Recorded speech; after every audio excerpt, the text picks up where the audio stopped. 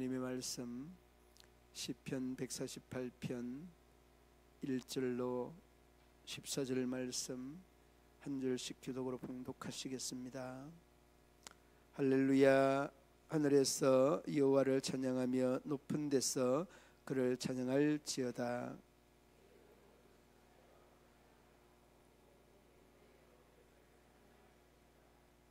해와 달아 그를 찬양하며 밝은 별들아 다 그를 찬양할지어다.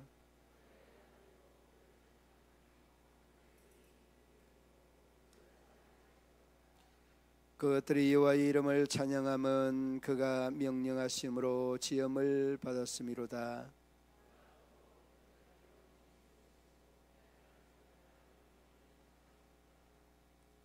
너희 용들과 바다여 땅에서 여호와를 찬양하라.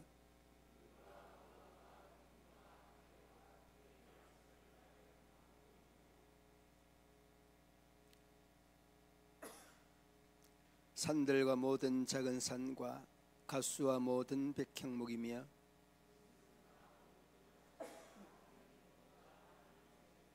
세상의 왕들과 모든 백성들과 고관들과 땅의 모든 재판관들이며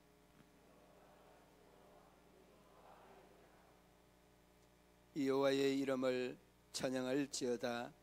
그의 이름을 홀로 높이시며 그의 영광이 땅과 하늘 위에 뛰어나심이로다.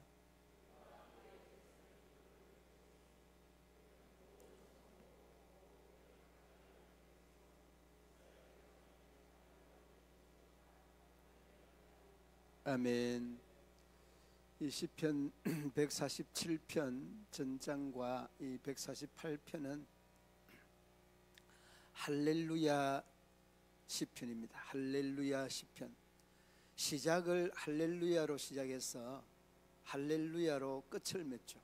그래서 지난 시간에 여러분 이 할렐루야에 대한 그 뜻을 제가 설명을 드렸죠. 할렐루야가 어떤 뜻이라고 했습니까? 주님을 찬양하라. 주님을 찬양하자 아닙니다. 주님을 찬양하라. 명령형입니다. 그리고 이 그 할렐루까지 찬양하라는 말이고, 야라고 하는 말은 누구라고 그랬습니까? 하나님이라. 그러니까 하나님을 찬양하자. 그런데 이게 이 교회 안에 우리 믿음의 사람들의 인사가 되었습니다. 너무나 많이 쓰는, 그리고 또 제일 잘 은혜스럽고 활용하는 말이 할렐루야입니다. 그래서 저도 이제 그 설교하다가 이렇게 말문이 좀 막히고 그러면 할렐루야 하면 여러분들이 어떻게 합니까? 아멘. 그러니까 이 할렐루야가 굉장히 의미 있는 말씀이다. 그 뜻도, 그리고 또 우리가 사용할 때도 그렇죠. 그 할렐루야에 얽혀 있는 이야기가 있는데, 목사님 한 분이 휴가 때가 돼서 휴가를 가는데 딱히 갈 만한 데가 없고 또 교통수단도 그렇고 잘 아는 목사님에게, 이웃 그 목사님에게 말을 빌려서 여행을 하기로 했습니다. 그런데 이 말은 훈련을 아주 잘 받은 말이었습니다.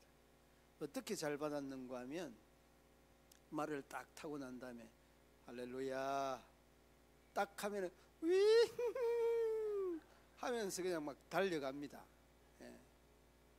할렐루야 막 달려갑니다. 그런데 딱 목사님이 타고서 실험을 해봤죠. 할렐루야 하니까 이 말이 그냥 휙휙 하면서 그냥 막 달려가는데 너무 그냥 막 신이 난 거죠. 그런데 한참 가다가 이 목사님이 갑자기 뭐라고 하면 쓴다고 했는데 이 생각이 안 났습니다. 할렐루야 하면 쓴다고 했는데 앞에는 낭떠러지죠.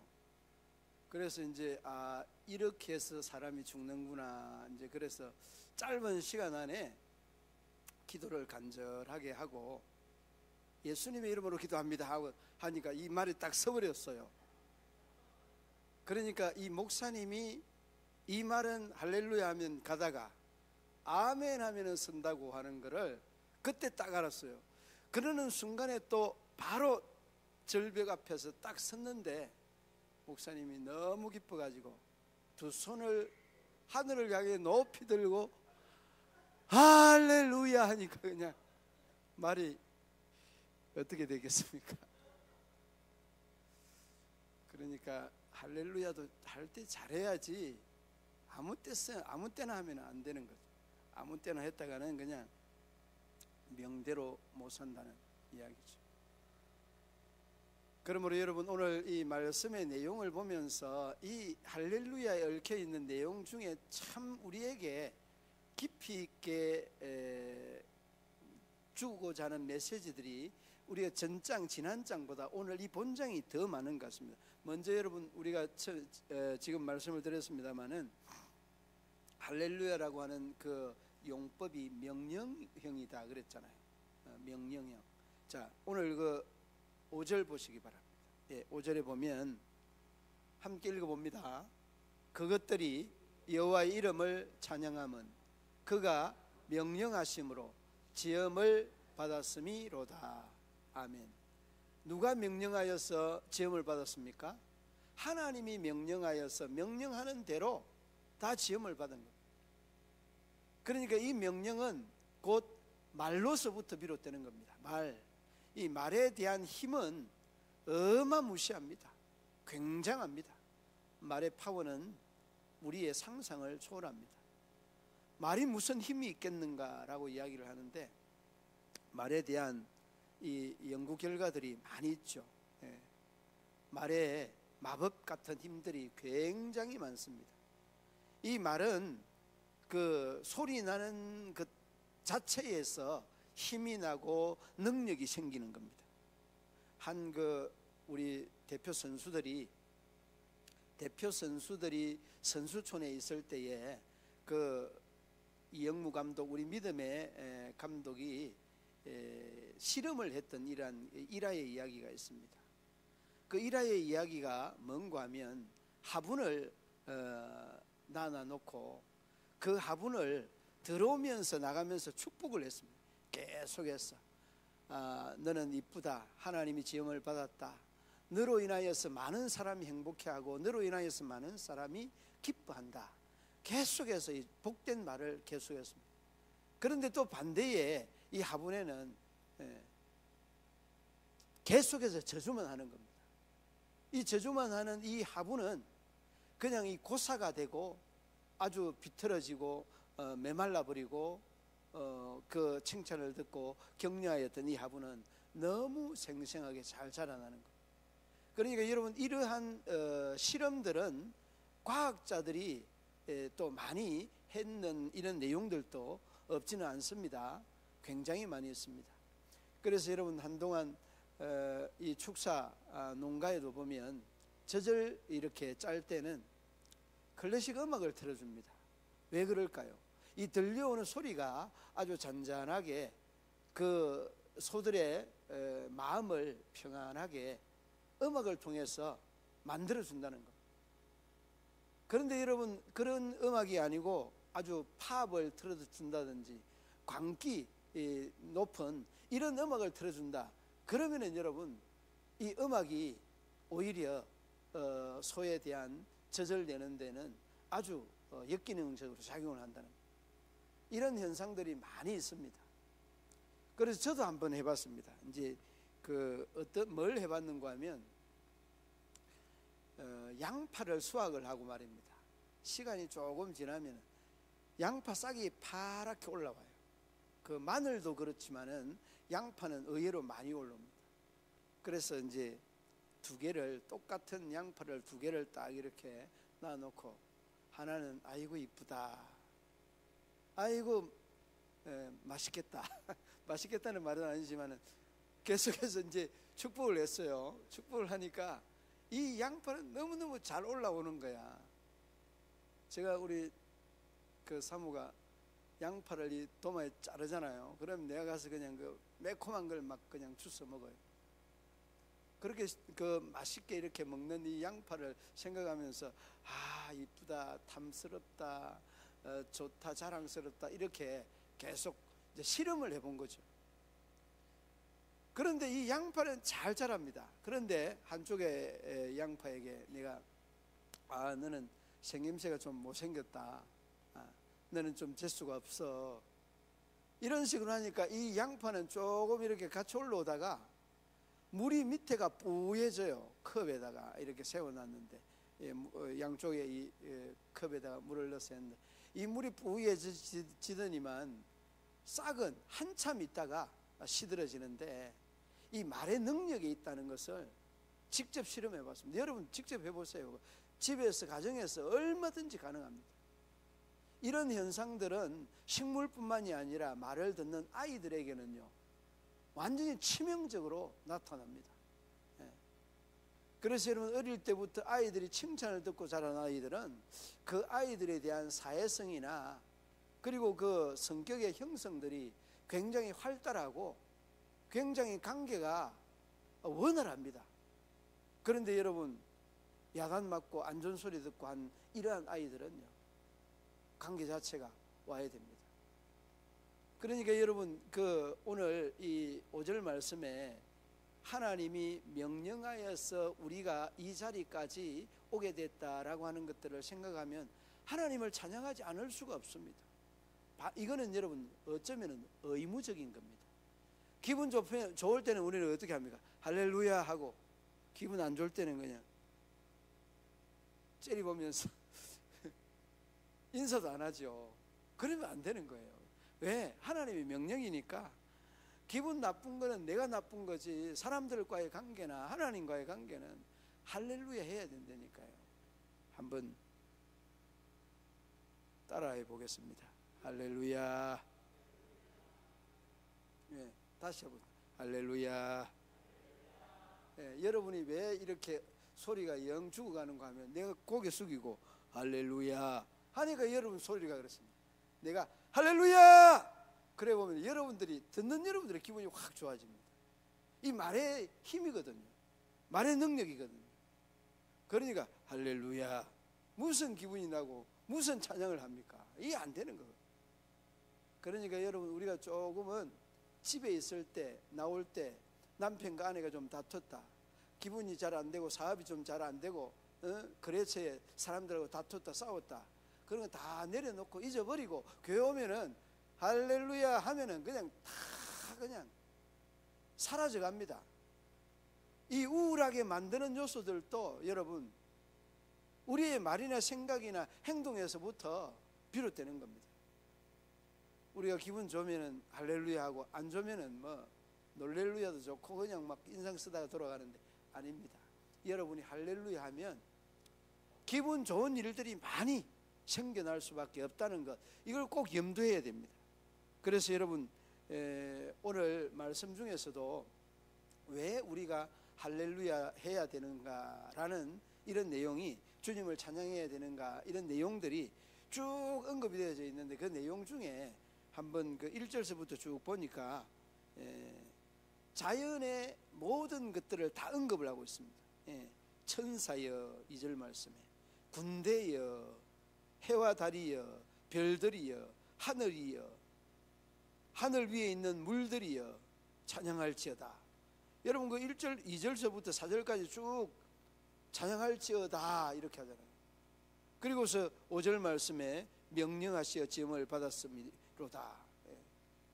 그러니까 여러분 우리가 하나님을 찬양해야 되는 것들은 선택이 아니라 필수다는 것을 어렵지 않게 볼 수 있습니다. 그리고 여러분 이 하늘과 천사와 뭐 그 언급을 하고 있고 그리고 군대, 해, 달 이렇게 공중에 주로 이야기를 합니다. 그리고 6절 보시기 바랍니다. 6절에 보면 그가 또 그것들을 영원히 세우시고 피하지 못할 명령을 정하셨도다. 뭘 여러분 찬양해야 된다는 것, 그리고 모든 이 자연 전체를 다 하나님 만들고 운행했다는 것, 이런 것들을 여러분 우리가 고백을 하면 하나님을 찬양하지 않을 수 없는 거죠. 반드시 해야 됩니다. 그리고 여러분 7절부터 보시기 바랍니다. 이 7절에 보면 정말 재밌는 내용들이 많이 나옵니다. 용들과 바다여 땅에서 여호와를 찬양하라. 불과 우박과 눈과 안개와 그의 말씀을 따르는 강풍이며. 여러분 전부 다 하나님을 찬양해야 되는 요소가 어떤 부분적인 것들이 아니라 전체적인 것이고 이 광의적인 것이라는 것을 단적으로 우리에게 말씀해 주고 있지 않습니까? 그리고 또 여러분 여기 재밌는 표현이, 제가 이 말씀을 찾아봤습니다. 8절 말씀에 불과 우박과 눈과 안개와 그의 말씀을 따르는 뭐라고요? 광풍. 아니 강풍이 어떻게 하나님의 말씀을 따르느냐고요. 하나님이 야 불으라 하면 불고 불지 말아라 하면 불지 않습니까? 이는 말이 안 되잖아요. 그런데 내가 진짜 그런지 한번 찾아봤습니다. 시편 107편을 찾아보니까 진짜 그래요. 시편 107편 25절 29절에 보니까 이 말씀이 진짜 이 강풍을 마음대로 하는 거예요. 그 25절에 보니까 시편 107편 25절 나왔습니다. 한번 읽어봅니다. 여호와께서 명령하신즉 강풍이 일어나 바다 물결을 일으키는도다. 진짜 말이 되는 거예요. 자, 29절 한번 함께 읽어봅니다. 강풍을 고요하게 하사 물결도 잔잔하게 하시는도다. 참나, 이거 보고 어떻게 이 물결이 하나님이 만들으니까 가능한 겁니다. 하나님이 만드니까. 그래서 여러분 이 말씀을 시편 107편 23절부터 그 42절 말씀까지 읽으면 얼마나 이 말씀이 은혜가 되는지. 그래서 여러분 이 하나님이 강풍을 일으키는 이유가 있더라고요. 왜 일으키느냐? 큰 물에서 영업하는 자가, 큰 물에서 일하는 자가 바다에서 이 그물을 내리고 물고기를 잡고 또 무역으로 왔다 갔다 하는 자, 하나님의 그 23절에 보면 24절에 보면 여호와께서 행하시는 일들을, 그 기이한 일들을 본다고 말씀합니다. 그 본다는 것은 파도를 일으키고 강풍을 일으키고 그 일으켰던 파도를 인하여서 사람들의 반응을 본다는 거예요. 그러니까 여러분 이 말은 자연을 통해서 만물의 영장인 사람을 하나님께서 통치하기도 하고 다스리기도 하고 회개하기도 하고 돌아서기도 하고 결심하기도 하고 다짐하기도 하는 이런 하나님의 모습을 볼 수 있습니다. 그리고 강풍이 막 일어나서 그 26절에 보면 27절로 이렇게 쭉 내려가면서 보니까 영혼이 녹는도다 이렇게 말씀합니다. 누구를 위해서 강풍을 일으키는 겁니까? 인간, 사람, 하나님께서 우리 사람들과의 관계를 이렇게 하는 겁니다. 자연을 통해서 사람들과의 관계를 하는 겁니다. 영혼이 녹는도다. 영혼이 녹으니까 어떻게 합니까? 이제는 완전히 좌충우돌하죠. 그러니까 내 마음대로 하려고, 내 생각대로 하려고 해보다가 이제는 한계에 딱 부딪히니까 딱 무릎 꿇고 하나님 두 손 들고 기도합니다. 하나님 잘못했습니다. 용서해 주십시오. 그러니까 하나님이 29절 말씀에 딱 명령하니까 잠잠해졌다 하잖아요. 그러니까 여러분 다시금 회개를 받아내고 그 답변이 어떻게 된 겁니까? 그 답변이 이 인간들에 대한 잘못들을 뉘우치게 하고서 하나님께서 이 강풍을 평정히 하사 고요하게 하여서 소원의 항구로 인도하시는 도다 이렇게 나오는 거예요. 하나님께서 하나의 우연과 같은 이런 요소들도 우리에게는 없는 겁니다. 우리에게 그냥 우연히 파도가 치고 바람이 불고 태풍이 오는 것 같지만 결코 하나님의 입장에서는 그 태풍을 통해서 그 강풍을 통해서 하나님의 섭리와 계획과 역사가 있다는 것을 어렵지 않게 볼 수 있는 거예요. 그러니까 여러분 우리가 하나님께서 찬양하라고 하는 이 말씀과 이 명령에서 우리가 그냥 아멘하고 따라가다 보면 우리의 삶이 행복한 삶으로, 영광된 삶으로, 참으로 더 귀한 삶으로 펼쳐진다는 것을 전제하고 있는 내용이 이 명령하고 있는 의미적 내용이에요. 그래도 여러분 찬양 할렐루야 잘 안 하죠. 그래도 잘 안 하지 않습니다. 해야 됩니다. 할렐루야 주님을 찬양합시다 하면은 여러분 아멘 할렐루야 하십시오. 이게 여러분 하나님께서 우리에게 정말 의미 있게 요구하는 바다는 것을 어렵지 않게 볼 수 있는 대목이죠. 그래서 여러분 오늘 그 내용을 보니까 1절부터 2절부터 4절까지 그리고 6절부터 7절 8절까지 전체에 대한 내용이나 이 육지에 대한 내용이나 그리고 이 용들이라고 하는 말이 있잖아요. 용들. 이 용이 뭔지 궁금했어요. 용은 사단인데? 그러면서 내가 또 찾아봤습니다. 찾아보니까 이 용들은 바다에 사는 거대한 물고기로 이렇게 비유를 하고 있어요. 중형학자들의 계획가 딱 맞습니다. 그러니까 이 찬양하는데 무슨 사단이 와서 하나님 찬양 아니에요. 용들 뭐 옛뱀, 노뱀, 용들 이런 의미가 아니에요. 바다에 사는 큰 물고기를 용들로 비유를 하고 있습니다. 이런 것들도 다 찬양을 해야 된다는 것은 저마다 있어야 되는 곳에서 하나님에 대한 찬양을 아끼지 말아야 된다는 것을 말씀하고 있습니다. 그 8절 말씀 보시기 바랍니다. 8절에 보면은 불과 우박과 눈과 안개와 그 모든 말씀을 따르는 강풍. 여러분 이 모든 불과 우박과 눈과 이 안개 다 하나님의 뜻과 섭리와 뜻에 있다는 것을 어렵지 않게 볼 수 있게 되어집니다. 그런 언젠가 제가 한번 이 안개에 대해서 이야기를 한번 했습니다. 안개에 대해서 이야기를 하는데 목사님 안개가 무슨 하나님의 명령을 따릅니까? 저 이마댐 안동댐 그 댐이 붙어 있거든요. 붙어 있는데 다 그 인간이 만들어서 이 안개 때문에 이 농작물의 피해가 너무너무 심각하다고 막 흥분을 하는 거예요. 이 사람도 이제 교회 다니는 좀 이렇게 좌파의 성향이 아주 강한 그런 분이에요. 그런데 막 그냥 그 따지듯이 이야기하는데 이게 수증기가 생겨나서 안개가 되는 건데 온도 차이가 나가지고 이게 또 농작물에 대한 피해를 엄청나게 입힌다고. 그래 이 사람들은 데모하고 해서 또 이 농가에 대한 피해도 이렇게 지급을 받고 해서 뭐 좋기는 좋았는데 그 이야기를 하더라고요. 그래서 내가 이런 이야기를 했습니다. 이 안개는 우리에게 인간에 대한 재앙과 같은 이런 요소들인데 자연을 훼손하면 하나님께서 이 안개를 통해서 자연을 훼손하면 이렇게 이 우리 농작물에 대한 피해를 주는 메시지가 바로 이게 인간에 대한 하나님에 대한 메시지를 주는 거 아니냐. 그러니까 이 좌파 집사님이 고개를 끄덕끄덕하면서 그 말씀도 그렇게 생각하니까 맞네요. 이렇게 이야기. 다 의미가 있는 거예요. 그러니까 자연은 자연으로 우리가 돌아가야 되고 자연은 자연에서 해석해야 되는데 이게 잘 우리가 설명이 되지 않을 때가 있죠. 그래서 여러분 인공적인 것도 너무 멋진 것이 많지만은 인공적인 것이 아무리 멋져도요 자연의 아름다움보다는 못합니다. 자연의 아름다움보다는 뛰어날 수가 없는 겁니다.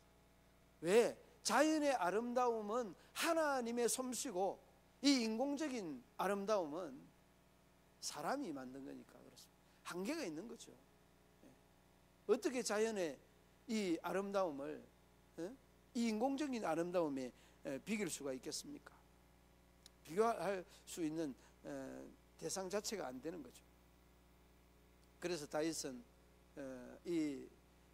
그 천상이나 또 이 뭐 땅이나 뭐 땅 속이나 물 속 바다 속이나 이런 아름다움이 많이 있지만은 다윗은 그는 시편 139편 14절 말씀에 그는 그렇게 고백을 합니다. 139편 14절 말씀에 한두 장 넘겨보면 나오는데요. 139편 내가 암송을 했는데 신묘막척 14절 말씀 한번 보시기 바랍니다. 내가 주께 감사함은 나를 지으심이 심히 기묘하심이라. 주께서 하시는 일이 기이함을 내 영혼이 잘 아나이다. 아멘.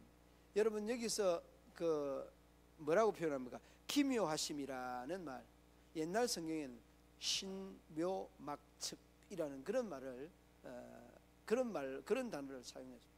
그러니까 우리 인간을 만드는 것이요, 이 천체에 대한 아름다움이나 땅이나 땅 속에 바다 속의 아름다움보다 이 인간을 만든 이 인간의 모습이 신묘막측이라, 너무 기이하다는 이런 표현입니다. 그러므로 여러분 기이하게 진 우리에 대한 이 옛날 성경에 시편 139편 14절 말씀에 내가 주께 감사함은 나를 지으심이 신묘막측하심이라, 이렇게 그 표현을 하고 있습니다. 그러니까 하나님께서 너무 아름답고 귀하게 우리를 만들어 주셨다라고 하는 것을 말씀하고 있는 내용이죠. 그러므로 여러분 오늘 그 2절로 4절 또 6절로 8절 땅과 하늘과 하늘 위에와 또 바다 속에까지 하나님을 찬양하라, 자연까지도 찬양하라 라고 이야기합니다. 그런데 여러분 누가 제일 할렐루야를 제일 안 하는지 아세요? 사람이 제일 안 합니다. 자연은 너무너무 잘합니다. 하나님이 다스리니까 자연 그 자체가 할렐루야 그런 표현입니다. 우리가 지난 그 5월 6일 날 우리 장로님들 오셨어요. 장로회 임원들과 역대 회장님들이 오셨는데 여기 오니까 너무 좋다는 거예요. 도시에서 오니까. 왜 좋으냐 물어보니까 여기는 자연의 아름다움이 그대로 살아있다. 그 자연의 아름다움이 살아있다는 말은 무슨 말인가 하면 하나님이 지으신 본래의 그 모습 그대로가 있다는 거예요. 그러니까 이쁘죠. 그러니까 아름답죠. 얼굴이 확 활짝 폈어요 다. 왜 얼굴이 펴입니까? 하나님이 지은 본래의 모습 그대로 변형되지 아니하니까 이쁘고 멋있고 아름다운 겁니다. 그냥 그 오염되었던 공기를 마시다가 여기 오니까 그냥 살랑살랑 꽃내음에서부터 송화가루 냄새가 그렇게 이쁜 거예요. 왜 이런 모습에 감동을 하느냐? 하나님의 그 지으심이 그대로 살아있다는 것을 느끼니까 너무 좋은 거예요. 그러니까 사람이 여러분 자연으로 이렇게 돌아가게 되면요, 굉장히 사람이 질병도 사라지고 건강도 회복되고. 그래서 여러분 우리가 여러분들도 알겠습니다만은 자연으로 돌아가라고 하는 그 의미적인 내용이요, 사람이 살 수 있는 제일 좋은 절대적인 환경의 조건이 해발 550m에서 650m에 오염되지 않는 자연 환경입니다. 그런데 그곳이 우리 이 한국에 여러 곳이 있는데 태백 지역 사람들이 사는 곳이 바로 600m 고지입니다. 이 노루목 있잖아요. 여기 노루목 넘어가는 거기가 620고지로 그렇게 알고 있습니다. 그런 곳이 사람이 제일 살 수 있는 좋은 곳이다 하는 것은 그만큼 여러분 우리가 이 개발을 많이 하고 해서 자연이 많이 훼손됐다는 것이기도 하고, 그리고 또 그 정도 되게 되면은 그 자연 환경이 사람이 살 수 있는 제일 좋은 조건의 환경이라. 산소의 오존 농도가 굉장히 사람에게 풍성하게 이렇게 지급을 할 수 있는 그런 조건이 해발 550에서 650m 그 어간이라. 굉장히 해발이 높죠. 아무쪼록 여러분 이렇게 하나님께서 찬양이라고 하는 이 말에 대한 명령, 이는 여러분 사람 자연 할 것 없이 다 여기에 대한 순응이 있어야 된다는. 그리고 여러분 말씀을 드렸듯이 할렐루야는 말씀대로 살아간다는 고백입니다. 이는 하나님의 말씀대로 살아간다는 고백이지 우리가 인위적으로 내가 어떻게 해야 되겠다라고 하는 것 아닙니다. 그런데 여러분 이 하나님께 대한 이런 고백인데, 이를 우리가 어떻게 합니까? 한 번씩 깜빡 잊어버리죠. 잊어버리는 사람을 뭐라고 하는지 압니까? 건망증 심한 사람이다, 그렇게 이야기해요. 그런데 건망증 심한 사람, 크리스찬이 제일 많다고 그러잖아요. 그 중에 많은 사람 중에 어떤 사람이 많으냐? 할렐루야 이걸 잊어버리고 사는 크리스찬이 제일 많다. 여러분들은 내일부터, 아니 내일이 아니라 오늘 이 시간부터, 지금부터 하나님 찬양하는 거 잊지 말아야 됩니다. 예. 그래서 돌아서면 목사님이 건망증이 심하다고 했는데 뭐라고 그랬지? 예. 그것까지라도 생각하면 여러분은 그래도 잘 기억하고 있는 겁니다. 예. 건망증 많은 장로님이 한 번은 나들이를 했는데 그 차를 타고 점촌 시내를 가야 됩니다. 예, 점촌 시내를 가야 되는데 이 장로님이 택시를 타고서 이제 기사에게 점촌 역전까지 갑시다, 그렇게 이야기를 하고 택시 뒤에 자리에 앉아서 그냥 넋을 놓고 있습니다. 한참 가다가 이 양반이 어디 가기로 했는데 점촌을 가는지 아니면 상주를 가는지 잊어버렸어요. 어디로 그래가지고 뒤에 그 기사님에게 물어봅니다. 아이 기사님 죄송합니다, 내가 어디 가자고 했는데 어디 가자고 했죠? 물어보니까 이 기사 양반이 깜짝 놀라면서 아이고 깜짝이야, 누구십니까? 기사도 탄 줄도 모르고 있더라고요. 그러니까 우리가 이 건망증 시대에 살고 있는데 다 잊어버려도, 여러분 다 잊어버려도 하나님 찬양하는 거 잊어버리면 안 됩니다. 예. 하나님 찬양하는 거 잊어버리면은 여러분들은 하나님께서 만드신 신묘막측한 걸작품이 될 수 없습니다. 아시겠죠? 그러므로 여러분, 저도 여러분들도 하나님의 신묘막측하게 지은 만물의 영장 인간이다. 우리 인간이 하나님을 찬양하지 않으면 자연도 찬양하지 않을 수 있습니다. 인간이 자연을 훼손하면 우리에게 그 자연은 재앙으로 우리에게 다가오게 되어집니다. 정말 휴지 하나 버리는 것, 마음대로 여러분 우리가 자연을 훼손하는 것, 이런 것들도 하나님을 사랑하는 마음으로 하다 보면 행복하고 즐거울 수 있다는 것. 쓰레기 하나도 분리수거하는 것, 여러분 이건 우리가 믿음의 사람들 정말 해야 되는 그런 부분들이죠. 그러므로 여러분 이 시편 139편의 다윗처럼 우리를 기이하게 지은, 희한하게 지은, 정말 신묘막측하게 지은 우리의 만물의 영장인 우리가 자연을 아름답게 가꾸는 것, 이게 주님을 찬양하는 것이다. 찬양하는 여러분들의 삶이 되어서 주님께서 우리 모든 믿음의 성도들의 삶에 은혜와 은총과 축복이 가득한 그런 삶으로 이어지기를 주님의 이름으로 축원합니다. 하나님 아버지, 은혜와 사랑을 참 감사합니다. 미련하기 이를 데 없는 저희들을 부르시고 택하여 하나님의 자녀 삼아 주시고 은혜 안에 저희들을 또 살아가게 하시니 참 감사합니다. 모든 것을 다 잊어버려도 우리가 우리 주님 부르시는 그날까지 하나님 찬양하며 살아갈 수 있도록 은혜 위에 은혜를 더하여 주옵소서.